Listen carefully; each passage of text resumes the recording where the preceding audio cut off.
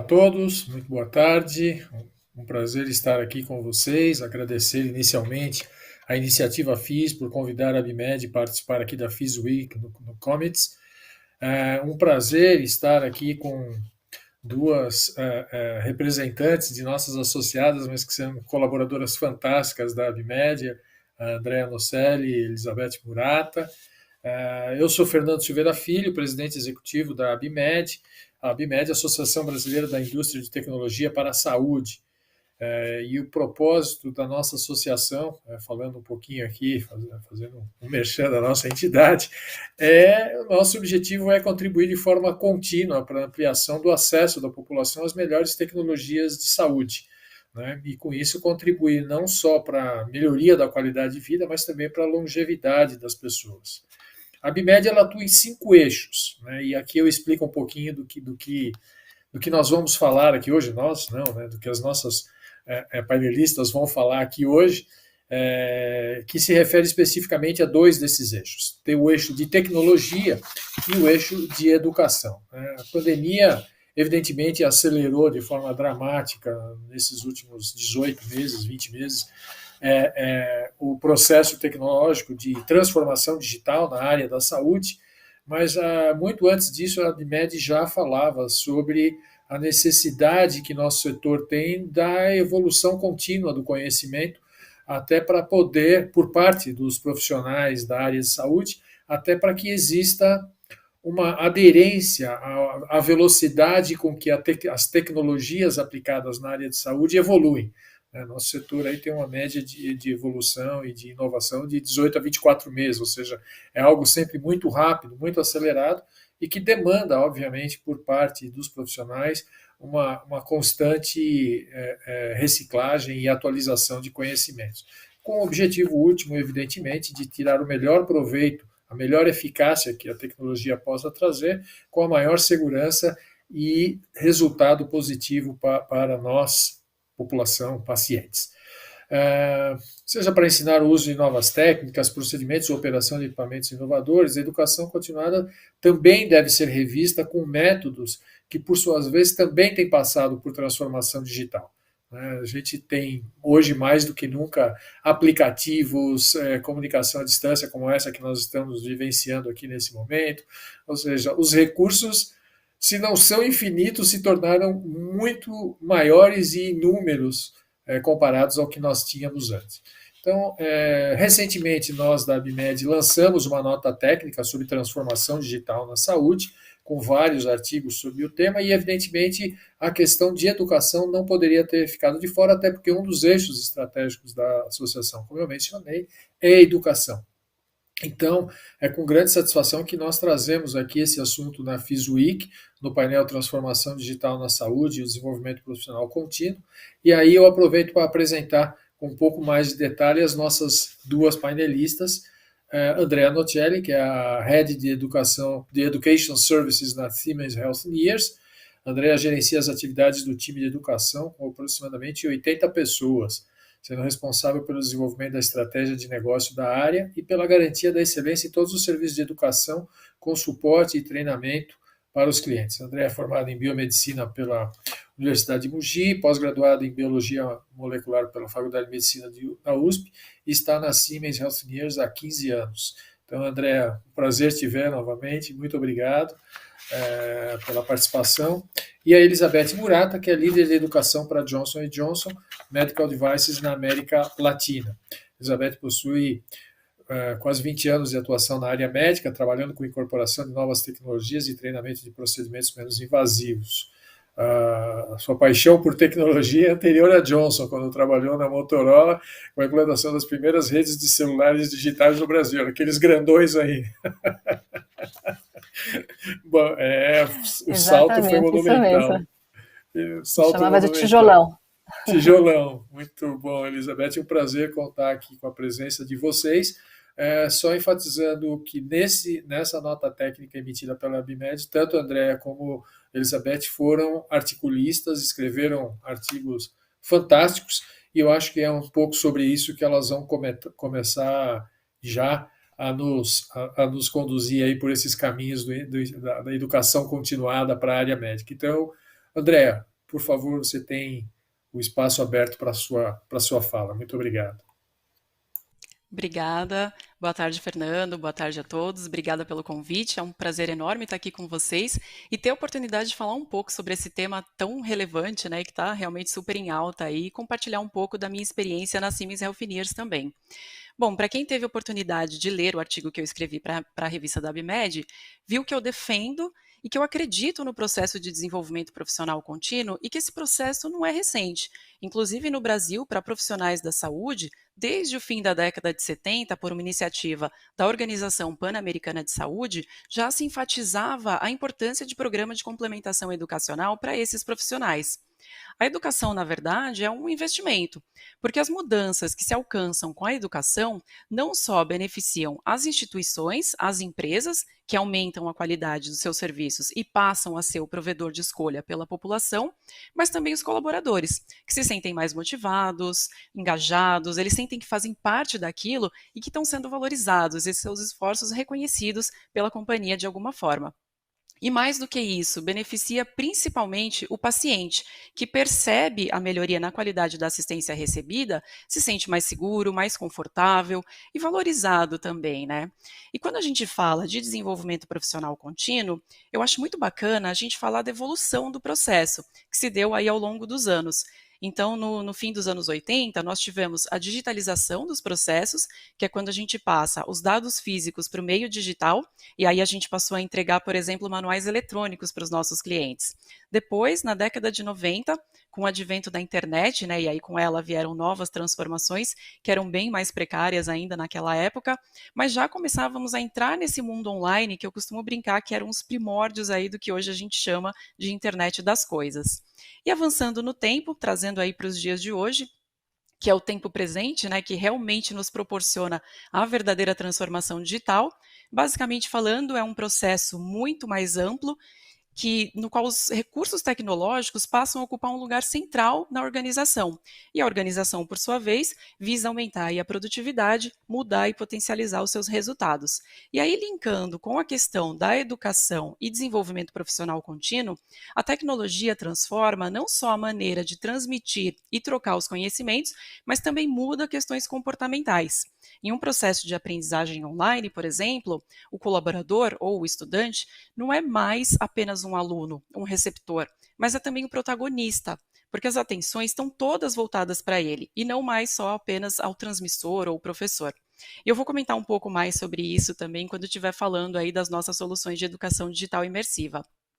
Mas antes, eu acho que um ponto importante para trazer aqui, que vale a pena ser mencionado, né, e que também é um ponto positivo da transformação digital, é que ela gera muitos dados. E aí esses dados nos permitem, por exemplo, avaliar o desempenho da equipe, inclusive de uma forma personalizada, traçar vários planos de ação de melhorias e tomar decisões que são muito mais assertivas. Bom, a transformação digital é um tema muito amplo, né? Tanta coisa para falar aí em tão pouco tempo, mas como eu mencionei, falando um pouco do tempo presente, né, dos dias de hoje, em que a gente vive realmente esse momento de transformação digital, eu queria fazer um link também com a pandemia, né? Como o Fernando muito bem colocou aqui, a pandemia da Covid-19 acelerou o processo da transformação digital, isso é um fato. As condições impostas aí pela situação de isolamento, lockdown, de certa forma obrigaram as empresas a se adaptarem a essa nova situação, a se tornarem mais dependentes aí dos recursos digitais. E nós, na Siemens Healthineers, naquele período mais caótico, né, da pandemia, gestores aí que somos, né, de áreas de serviço para a saúde, nós ficamos muito preocupados com os nossos colaboradores, com a exposição mesmo ao vírus, né, dos nossos educadores, que são os assessores científicos e os aplicacionistas, porque eles circulam em ambientes que são ainda mais suscetíveis à doença, né, os hospitais, as clínicas, os laboratórios que são os nossos clientes. Mas, por outro lado, também tinha aquela preocupação com os nossos clientes, né, que eles não poderiam parar as operações, afinal as pessoas continuavam adoecendo, e não só de Covid-19, mas de outras doenças também, então os pacientes continuavam precisando de assistência médica, e aí os clientes precisando do nosso suporte. Então, uma das alternativas seriam as aplicações ou os treinamentos online. E aí, do nosso lado, nós também já estávamos preparados, né? Na verdade, há muito tempo a Siemens Healthineers vem se preparando para essa transformação, porque também, como mencionado aqui pelo Fernando, a área da saúde já demandava essa necessidade, né? E nós já estávamos nos preparando para entregar aí a melhor educação à distância e proporcionar a melhor experiência ao cliente, mesmo que de forma remota. Nossa plataforma de treinamentos online, o PEP Connect, por exemplo, já está disponível para os nossos clientes de forma totalmente gratuita desde 2013 e tem mais de 6 mil conteúdos, sejam de treinamentos aí dos nossos sistemas ou outros treinamentos também, ou conteúdos como webinars, vídeos, enfim, conteúdos em português, que o pessoal sempre pergunta para a gente, em português.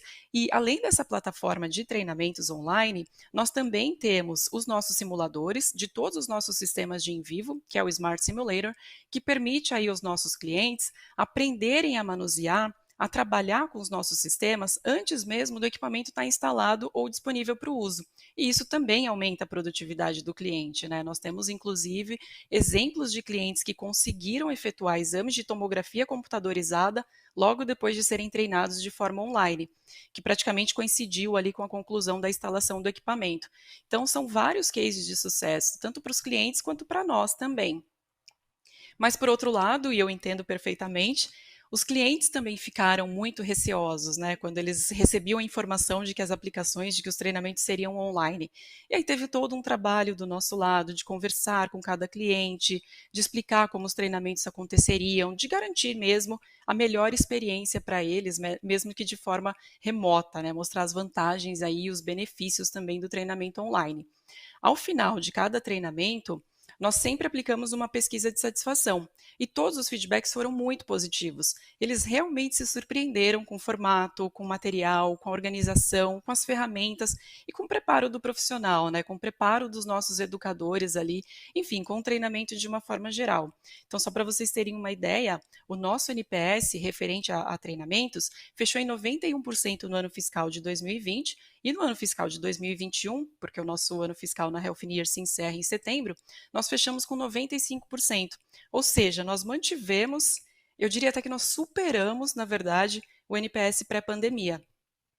E os nossos colaboradores também se beneficiam, né? Porque diminui o ritmo de viagens, permite que eles fiquem mais próximos das suas famílias, no conforto das suas casas, sem contar os savings, né, que traz para a empresa também, que nos permite aí investir em mais ferramentas, em mais soluções digitais, com o intuito aí de novo de oferecer a melhor experiência de aprendizagem aos nossos clientes. E nós, inclusive, na Siemens Healthineers, temos outras soluções, que são as soluções de educação digital imersiva. Eu até tinha comentado antes, né, do aluno ser o protagonista e ter ali as atenções voltadas para ele, porque o termo imersão é justamente isso, né, colocar o aluno no centro da experiência. E aí o uso das soluções digitais aumentam e melhoram até essa experiência. E isso não é uma percepção, né? Diversos estudos demonstram que a satisfação e a confiança de quem aprende usando tecnologias digitais imersivas é muito maior, principalmente na área da saúde. Na Siemens Healthineers, nós temos aplicativos de realidade aumentada, de realidade virtual para estudo da anatomia humana, raio-x, dosimetria, hemodinâmica, instrumentação cirúrgica, medicina de emergência, ou seja, dispositivos que vão além dos nossos equipamentos de diagnóstico por imagem ou laboratorial. Eu acho importante também mencionar aqui que os treinamentos presenciais não serão totalmente substituídos pelos treinamentos online, né? Existe essa preocupação aí por parte dos clientes, inclusive. A gente sabe que o face-to-face é importante também. Então, na Siemens Healthineers, nós estamos propondo um modelo híbrido, que nós chamamos de blended learning, e que pode ser otimizado, personalizado, adequado mesmo às necessidades de cada cliente. E quando eu digo clientes, eu não estou me referindo só às instituições em si, né? Mas eu estou me referindo também às pessoas ou ao perfil de pessoas que ali atuam, que ali trabalham. Enfim, para fechar, meu tempo já está quase acabando aqui, né?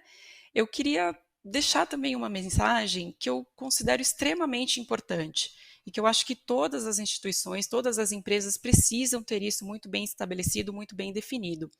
A transformação digital é a transformação do ser humano, né? Esse processo é um desafio muito mais de gestão do que de apenas de aplicação e uso de tecnologia. É uma mudança cultural mesmo, né? Então precisa ter ali aproximação entre os gestores, entre as equipes, entre a alta liderança. A alta liderança precisa disseminar essas estratégias para que elas façam parte do cotidiano de todos, e assim criar uma cultura de aprendizado e adaptação dos colaboradores, porque são eles que vão colocar esse projeto em prática e promover a verdadeira transformação digital da empresa.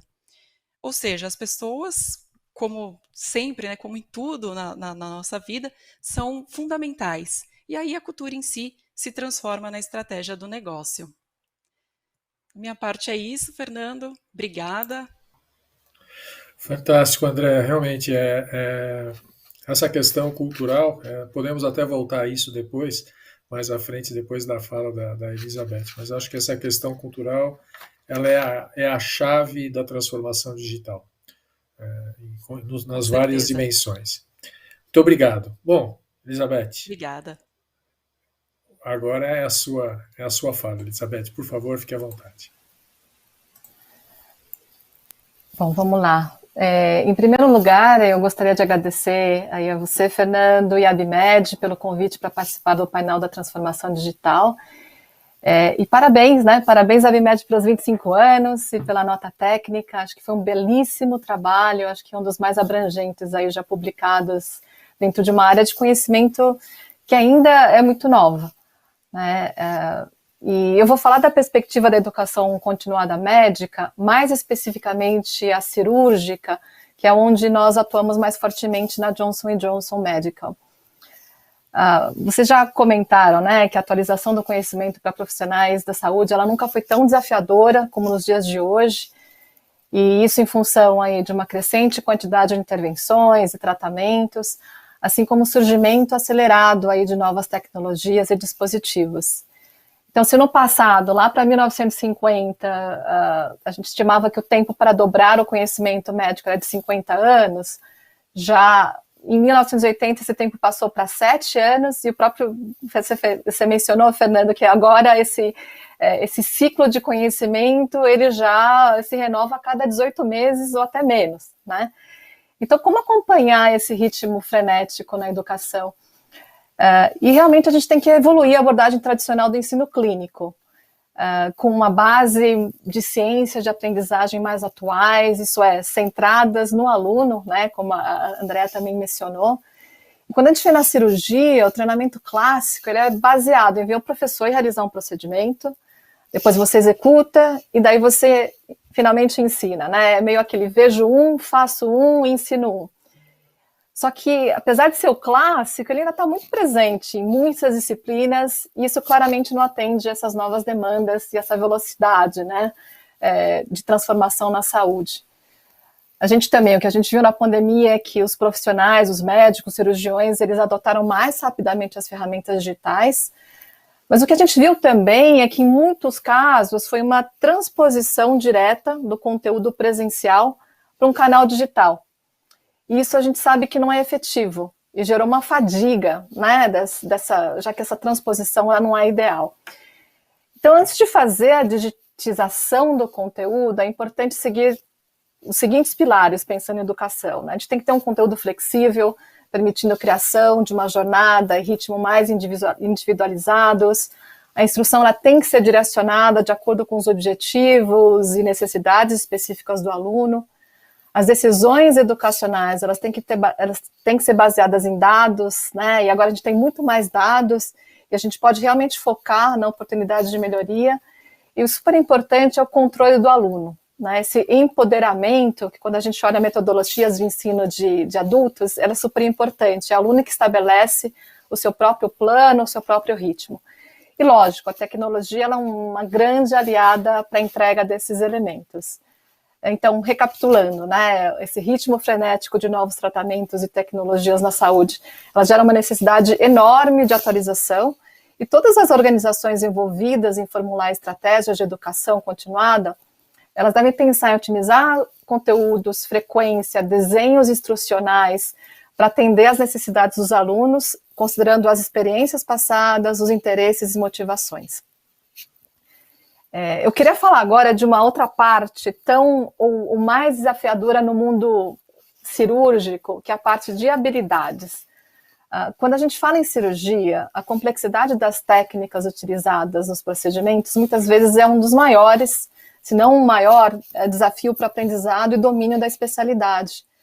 O cirurgião ele precisa realizar movimentos manuais de forma muito precisa para a segurança do paciente. Então, esse constante refinamento de suas habilidades manuais é extremamente importante. Isso requer muitas horas práticas de treinamento, assim como fazem, por exemplo, os atletas profissionais, né? E atualmente, o treinamento de habilidades ele é feito predominantemente de maneira presencial, necessitando de uma infraestrutura muitas vezes muito específica, complexa, dependendo de laboratório, equipamento, instrutores mais qualificados. E a nossa experiência na Johnson & Johnson, e a Andrea mencionou isso também, é que o treinamento híbrido é uma importante evolução, mesclando o modelo prático, que é fundamental, ele não vai ser substituído, mas a utilização de ferramentas digitais. A pandemia, sim, ela acelerou essa abertura e uma receptividade dos profissionais para testar esses modelos alternativos. Quando a gente olha pré-pandemia, né, o modelo adotado basicamente era o seguinte: o cirurgião participava presencialmente da parte didática, toda a parte didática ainda era presencial, ele ia para um treinamento prático no laboratório e depois ele tinha um acompanhamento presencial de um outro cirurgião experiente nos casos iniciais, até ele estar confiante em realizar o procedimento de forma independente. Atualmente, o que a gente está fazendo, o que a gente está incorporando? Já módulos de pré-estudo em uma plataforma online, é possível observar casos ao vivo de uma plataforma virtual, e antes de ir ao laboratório para a parte prática, que é a parte mais, que tem uma questão econômica mais forte, o cirurgião ele pode realizar outras simulações, como, por exemplo, procedimentos completos em realidade virtual. E dessa forma, a atividade presencial prática, ela é muito mais efetiva. E óbvio, né, através dessas ferramentas digitais é possível ter muito mais dados e realizar um feedback mais objetivo para o aprendizado do aluno. Eu queria trazer rapidamente o caso de sucesso da Johnson com a utilização de realidade virtual. A Johnson foi uma das primeiras empresas na área médica cirúrgica a realizar treinamentos de procedimentos completos, cirúrgicos com realidade virtual. E essa tecnologia traz muitas vantagens, né? Ela permite que os treinamentos possam ocorrer em qualquer lugar, a qualquer momento. É possível fazer mais repetições, criação de padrões para procedimentos médicos, manuseio de novas tecnologias, produtos, e mais importante, essa medição objetiva que a gente já falou de desempenho. Foi feito um estudo pelo Imperial College de Londres que mostrou a superioridade do treinamento de cirurgiões utilizando realidade virtual na cirurgia ortopédica versus os métodos tradicionais que envolviam observação de cirurgia. Todos os cirurgiões do grupo de realidade virtual, eles conseguiram realizar o procedimento em um modelo de laboratório após 4 sessões de realidade virtual. Sabe quantos conseguiram fora do grupo de realidade virtual? Nenhum conseguiu realizar sem uma assistência mínima. Então, quando a gente pensa no treinamento presencial de ortopedia, são necessárias muitas vezes mais de 1 tonelada, às vezes 2, 3 toneladas, a gente chega a enviar, né, despachar 2, 3 toneladas de equipamentos e de instrumentais cirúrgicos para que o treinamento possa ocorrer. Imagina substituir isso apenas por um óculos de realidade virtual e um conjunto de joysticks, de controles. Então, a gente está trabalhando no Instituto da Johnson & Johnson, em parceria com várias escolas médicas importantes da América Latina, incluindo o HC, da USP, para incorporar a realidade virtual dentro do currículo dos residentes de ortopedia. E realmente nosso sonho é que a tecnologia fique tão acessível que a realidade virtual seja uma ferramenta de educação do dia a dia desses residentes, desses cirurgiões.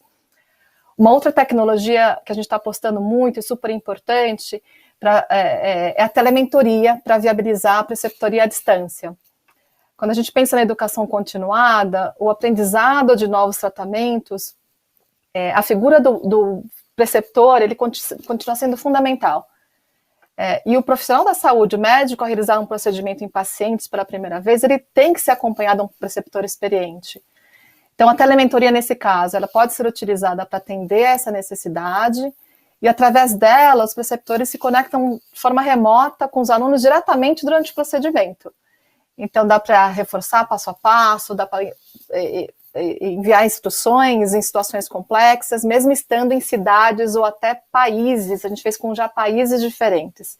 Então, imagine se a gente pudesse ter um mentor virtual em cada centro cirúrgico, em cada laboratório. E, por fim, também a gente está utilizando realidade aumentada para treinar os representantes de vendas e equipamentos, reduzindo, assim, significativamente os custos de deslocamento e dando um acesso mais rápido a novas informações e atualizações técnicas. Então, tecnologias como a realidade virtual, a telementoria, a realidade aumentada e outras que ainda surgirão, elas terão um papel fundamental para encurtar distâncias, aumentar o acesso tão desejado, né, melhorar o conhecimento, personalizar o aprendizado e assim garantir um treinamento muito mais efetivo para os profissionais da saúde. E o objetivo é o que o Fernando comentou, é sempre entregar um melhor resultado para o paciente. Acho que por enquanto é isso que eu queria dividir. Eu volto para você, Fernando. Tá ótimo, Elizabeth. Muito obrigado. É fantástico, realmente. Você traz aí na sua fala, você trouxe alguns conceitos muito interessantes que estão sendo discutidos, talvez até de uma forma mais segmentada, mas que tem a ver com tudo isso, né? Quer dizer, medicina personalizada. Quando se fala de medicina personalizada, se fala muito na personalização para o paciente. Mas o que você traz, ela é personalizada também no aprendizado, né?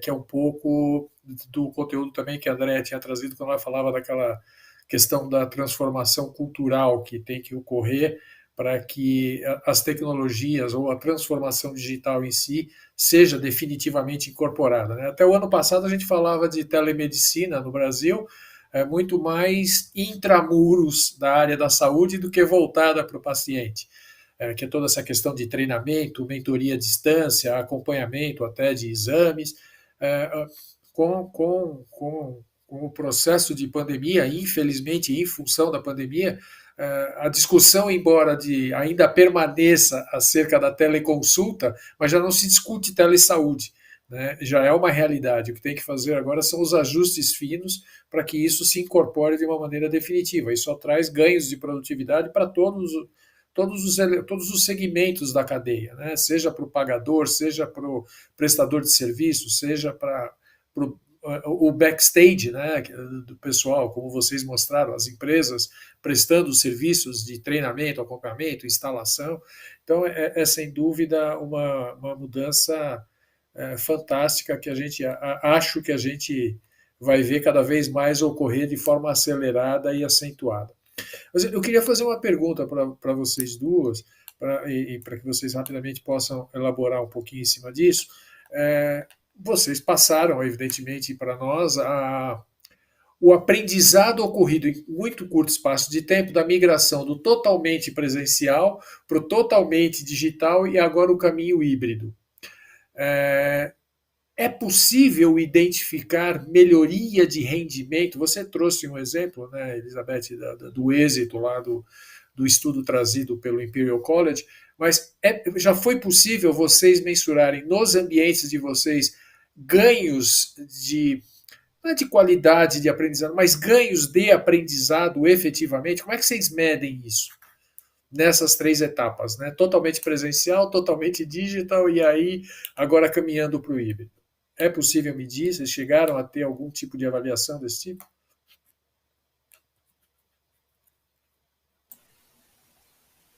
Acho que a gente ficou aqui esperando, né? Quem fala primeiro. Perdão. Quem se anima, André, se você quiser começar, fique à vontade. Bom, é possível medir sim, Fernando, não só pela pesquisa de satisfação, né, para a gente ver o quanto aquilo está sendo proveitoso, mas também pela efetividade, né? Então, alguns clientes têm por si só já os indicadores de efetividade, de quanto está sendo efetivo aquele treinamento, de quanto está sendo proveitoso. E existem outras formas também da gente medir, né? Então, por exemplo, eu citei muito rapidamente um caso que o cliente passou a fazer os exames de tomografia antes mesmo dele ter ali, ou melhor, quando o equipamento foi liberado para ele, para uso, né? Então, enquanto o equipamento estava sendo dado por um engenheiro, nós já estávamos fazendo o treinamento online usando o nosso simulador. E aí, quando o equipamento foi liberado para uso, o cliente tinha acabado de ser treinado. Nisso, ele já estava com uma agenda de 10 pacientes para aquele dia ou para o dia seguinte. E naquele dia seguinte, ele já conseguiu processar o exame de 10 pacientes. Então, aquilo foi muito produtivo para ele.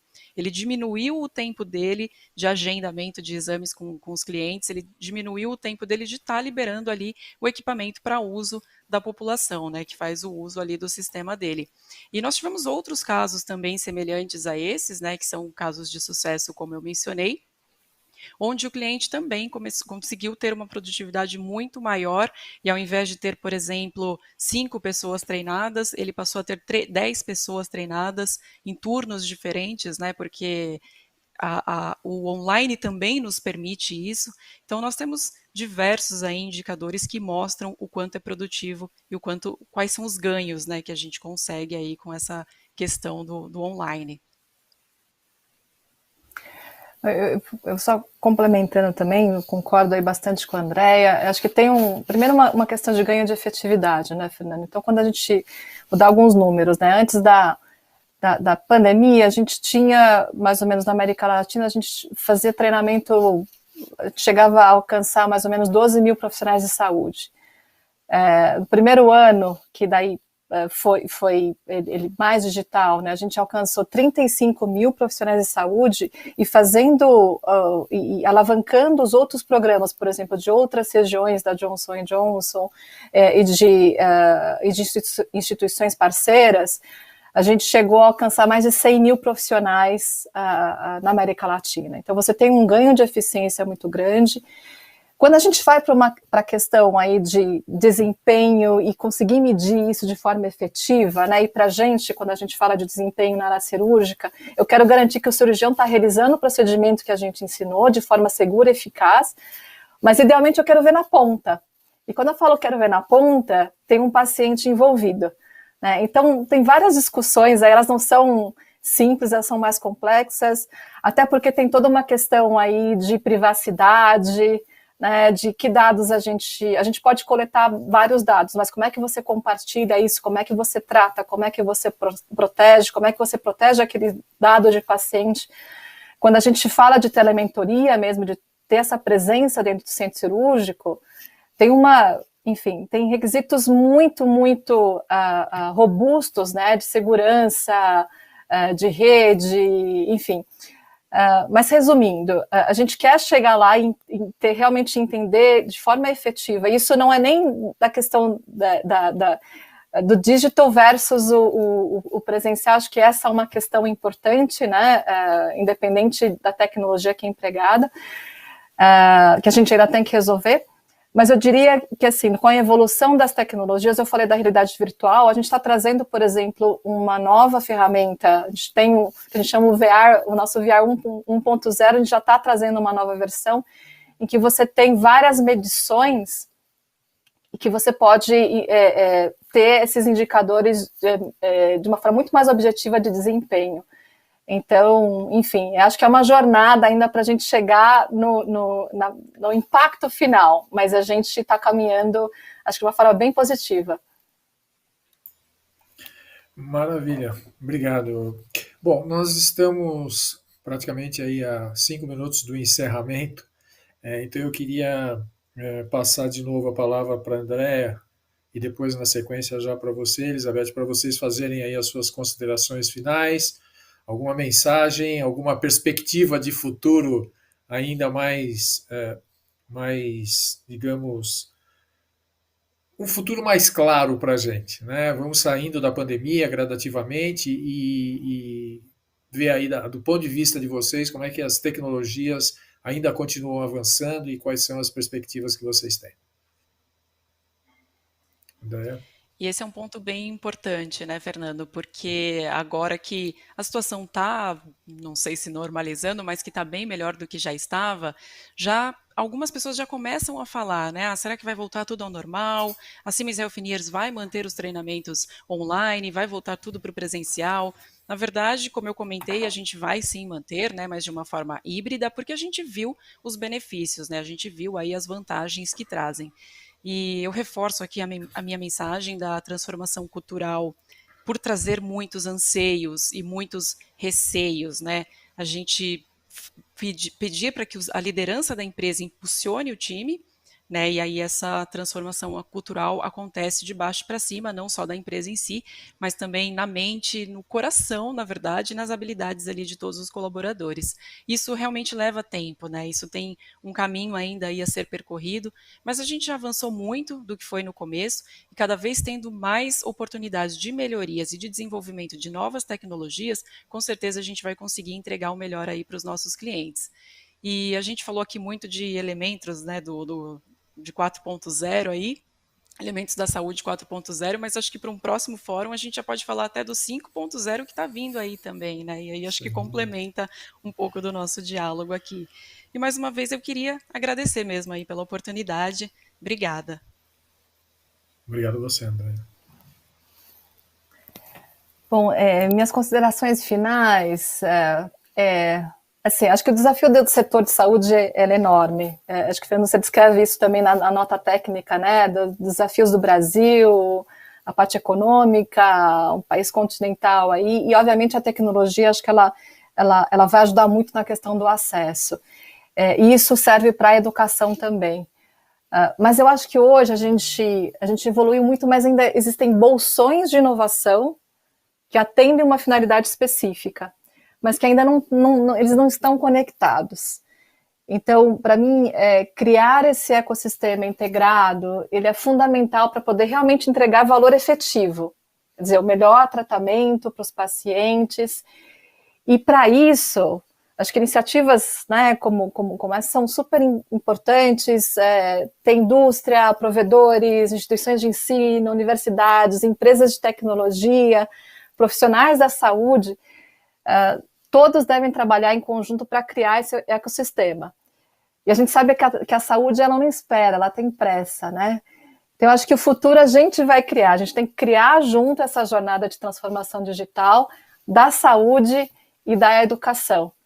E aí acho que os pacientes, nós, né, todos nós, acho que vamos ganhar com isso, e os pacientes no final agradecem. Então, acho que é isso, é criar junto para acelerar ainda mais essa transformação que já está, né, a todo vapor. Muito bom, obrigado, Elizabeth. Nós falamos bastante aqui, né, sobre a nota técnica da ABMed. Então, para quem tiver interesse, essa é a nota técnica da ABMed. Para aqueles que tiverem ainda mais interesse em conhecer, por favor, acessem o site da ABMed, façam o download sem custo. Nosso objetivo aqui é fazer com que o conhecimento gerado a partir de panelistas brilhantes como a Andrea e a Elizabeth possa ser compartilhado com o maior número de pessoas possível e que tem interesse aí na área de saúde e na área de tecnologia.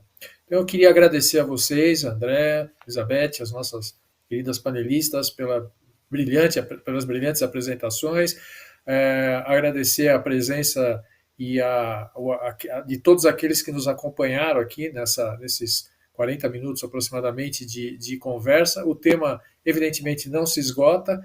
Temos o 5G, a saúde 5.0, a educação 5.0, ou seja, vamos nos manter ativos e, ao mesmo tempo, buscando, através da ABMed e das nossas empresas associadas, levar o melhor da saúde para todos no Brasil. Muito obrigado. Obrigada. Obrigada.